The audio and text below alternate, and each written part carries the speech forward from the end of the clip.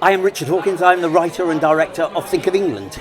The film is basically the making of porn films on the Orkney Islands in the Second World War for the boys at the front. It starts in a kind of slightly deliberately false way of lulling you into believing that it's one of those British period dramas, a little bit saucy, a little bit, charming. Yeah. But then the film goes somewhere very, very, very different.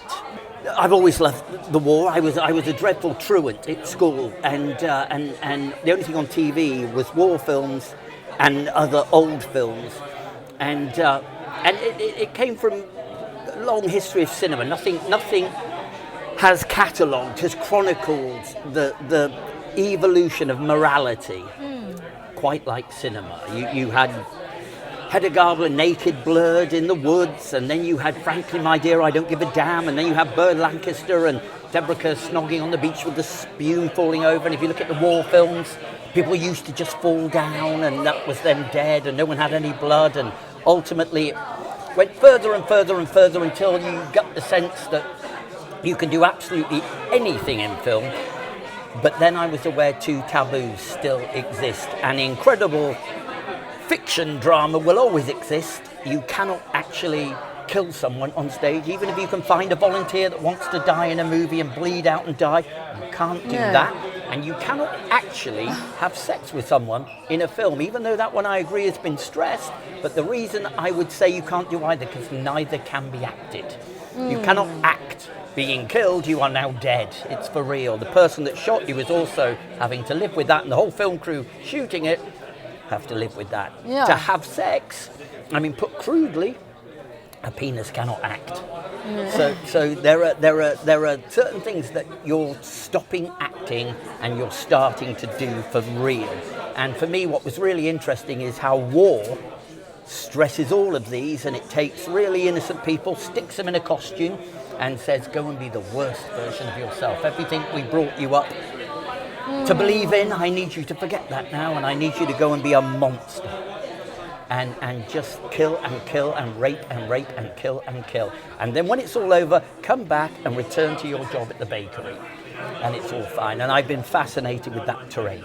Grandparents did fight in the war. The only thing I can think of my grandparents is they once told me this tale of how I think my mother was conceived, that he was on a Lancaster bomber, and you didn't last very long, and they kept meeting, and every time they met, both of them virgins, every time they met and sort of got up to the room in the place and the stuff, air raid time would go off and they'd have to spend the night in a air raid shelter with a gas mask on in Stockwell. And they kept doing this until they decided, F it. We're staying. And they actually stayed through the bomb raid, and one of the biggest raids on South London, and when my mother was conceived. So I don't know if that has anything to do with the film. Where did they do it? In a hotel. In a hotel. And the windows were blown in. It was all very typical, tropes for sets. But yeah, I've always been interested in the war, but more for the acting. The film references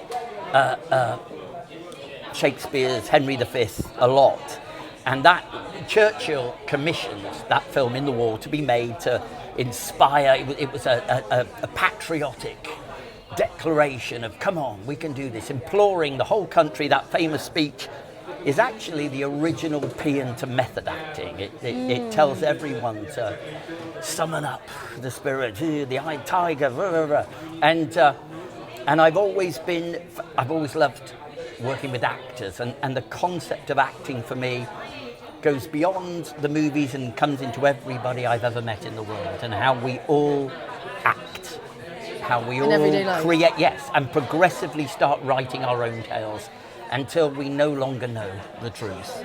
And the film is also about that. What do you like about working with actors? The idea that, for instance, an actor can face another actor and look in their eyes and say, I love you. That has effect for them. It's not just for the camera or the stage. An audience believes, but they're just acting. But you can't just act that. You go somewhere strange. And there's a vulnerability. Also, we live in an era where the advent, post-COVID, of the intimacy coordinator. The film is actually, you could argue, the catalyst, the original inception of the... We ask actors to do very, very strange things in front of a camera. And it takes a toll. Acting takes a big toll. Of course, we've seen so many catastrophes. And likewise, going to war takes a great toll, you know, and we are all actors. And I've always been fascinated with the process of us putting on costumes and being different. How do you handle actors when you're directing and when you want to get something out of them? What's your technique? I find every actor has a different button. You know, I find. Do you work it out? You have to. You spend a lot of time. I'm a very obsessive rehearser. You know, I do a lot of rehearsal. A lot of movies, they do a day and a half and then they're on camera and they do it like, yeah, but we got tons of takes, so let's not worry about it. Is I like to go and find the part, and then I like to adjust the part to the actor. But I think my technique, if you spoke to the cast, is less. I like people to do nothing until they say, this feels really strange, Richard. I'm not doing anything, and then I say, well, half it again, and then you get a lot of thing about acting is it's taking off the silly. First of all, you have to get, metaphorically speaking, naked. You can't keep putting costumes on costumes, and so many actors turn up with so many layers of jobs and characters and psychologies that for me, I have to undo it all, get them back to their absolute naked original self before they ever started acting. How do you do that? Just by less until they're doing literally nothing. And when they get really comfortable with that, then I find we can kind of introduce the part. And, but barely more than nothing ever. All the great actors for me did nothing. You know, the ones I loved did nothing. The ones I hated did way too much. What's interesting about doing a wartime film is what we considered beautiful in what was the absolute apogee of beauty for both men and women is so different from 2026. And women were, you know, obviously, who did you want to paint on your Lancaster bomber? And likewise, men, to be a tough guy, wasn't a gym monkey, wasn't a 9-foot. If you think of the great tough guys, Jimmy Cagney, you know, so many of them, they weren't ripped, they were tough in spirit. You know, that's totally lost. Humphrey nowadays. Bogart, these tough guys weren't tough by being able to lift a car with one hand.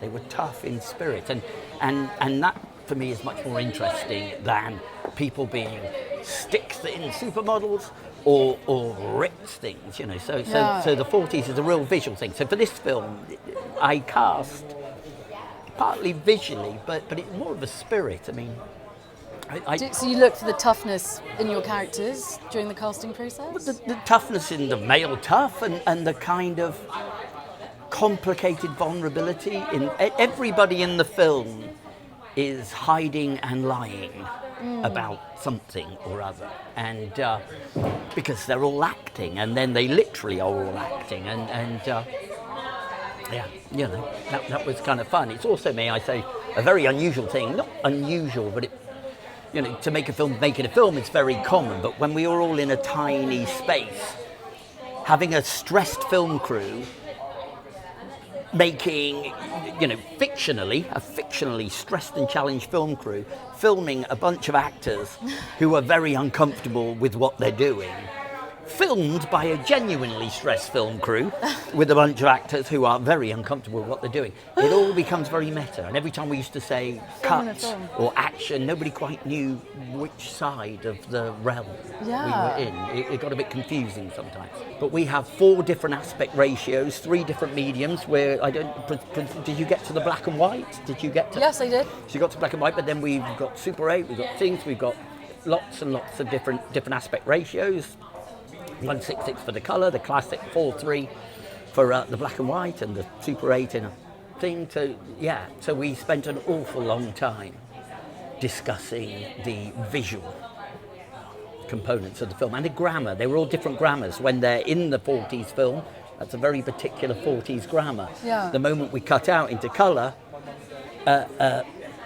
we're suddenly in 2026, and that's fun. People tend to view the past in terms of movies and believe people will like that. But the moment you can cut... Music score and the sound design.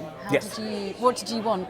Well, I tried everything. I didn't know, and I tried absolutely everything. I tried modern electro scores, I tried classical, swooping violin scores, and in the end I found, given the film is pretty transgressive, I found the use of original wartime 40s tracks really helpful, because they were a great juxtaposition to the utter filth going on screen with this really innocent, and then we kind of started to mess with the mix of those tracks until we sort of got them more and more sinister, and then ultimately even a few of them we played backwards, you know. It's just to find that kind of, yeah, it was a really long journey finding the musical kind of quotient to the film, but yeah. Do you like to keep that simple as well? Like the acting? Things I've done before, I've almost hated music on it. This is the most music I've ever done, but yeah, you know, I do like to keep it simple, but it just felt right. There's something so innocent about those wartime lyrics, and yet you listen carefully and they are actually always either subversive or just so innuendo, you know, laden that yeah, I love it. And the cinematography? Beautifully done, Sarah Cunningham. We spent a long time, you know, well, you didn't sit long enough through it, but we have 4 different aspect ratios, 3 different mediums where did you get to the black and white? Did you get to? Yes, I did. So you got to black and white, but then we've got Super 8, we've got things, we've got lots and lots of different aspect ratios. 1.66 for the colour, the classic 4.3 for the black and white, and the Super 8 in a thing. So we spent an awful long time discussing the visual components of the film and the grammar. They were all different grammars. When they're in the 40s film, that's a very particular 40s grammar. Yeah. The moment we cut out into colour, we're suddenly in 2026, and that's fun. People tend to view the past in terms of movies and believe people will like that. But the moment you can cut, audiences who've seen it to date have, those that have turned up expecting a comedy, some of them have found it a little bit shocking,